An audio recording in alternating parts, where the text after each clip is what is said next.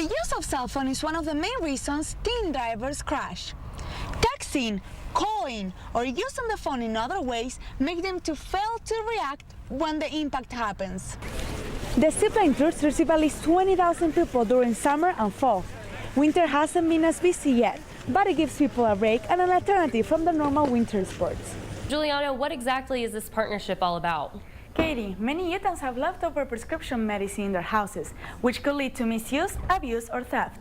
I got to meet one woman who experienced just how damaging paying bill abuse can be.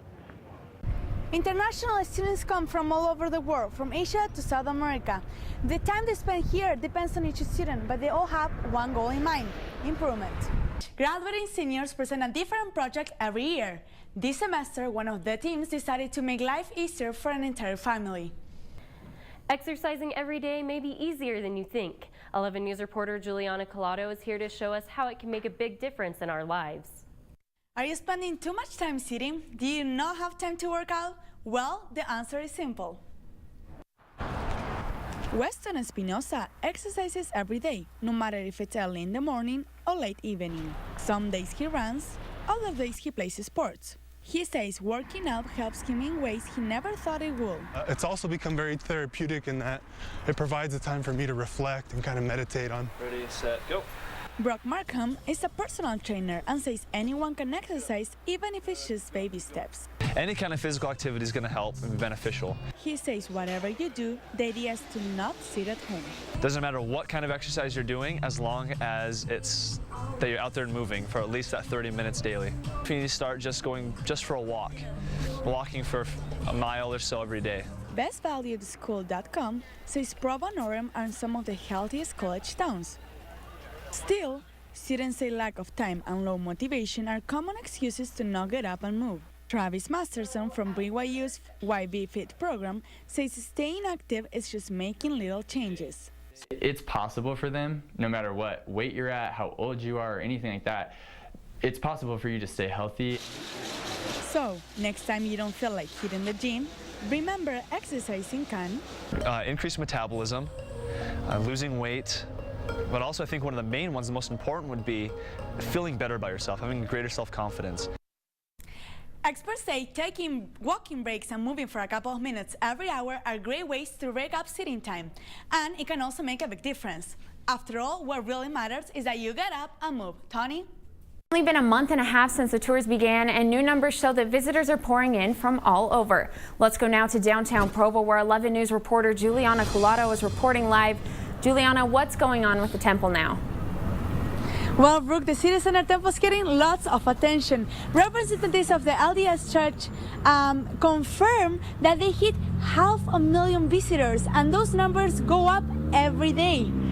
The temple house opened on January 4th to everyone, and since then more than 500,000 visitors toured the building.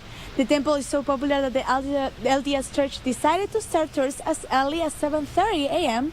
until 9 p.m. every day. Whoever wants to take a tour can jump in line or reserve tickets on the church website. DURFEE came from Oregon to see the temple, but the first time he stopped by, the line was too long. He decided to try again this morning and was lucky enough to get in before flying home. We come down to visit our son and to see the temple, and pretty impressed. They've tied the history in very well with everything, and it looks beautiful inside. Well, those numbers are supposed to go up even more because we still have 15 days left before the dedication. People can come and tour the building until March 5th. Live in downtown Provo, Giulianna Collato, 11 News. So, Giulianna, will the dedication take place right after the 5th? Yeah, well, Brooke, the actual dedication date is going to be on March 20th. LDS members are going to be able to see a broadcasting in church buildings, and there's also going to be a cultural event the night before in the Marriott Center. Okay, great. Thanks, Giulianna. Every time a temple is dedicated, the Church of Jesus Christ of Latter-day Saints organizes cultural celebrations, which are shows performed by all the youth from the temple area. And as 11 News reporter Giulianna Collato tells us, the celebration here was massive. Saturday at BYU meant sports for some, but the story at the Marriott Center was different.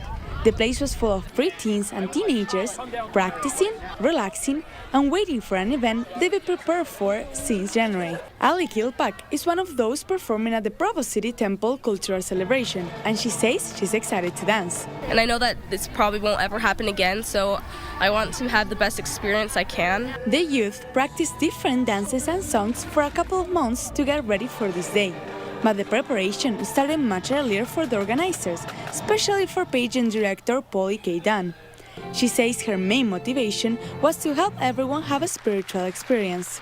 To help them see the value and the beauty of having a temple, having another temple in Provo and their very own temple that they get to celebrate.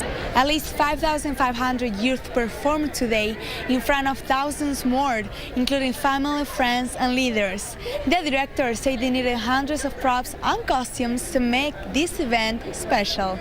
And the experience turned out to be very special, with videos, dances, and happiness all over.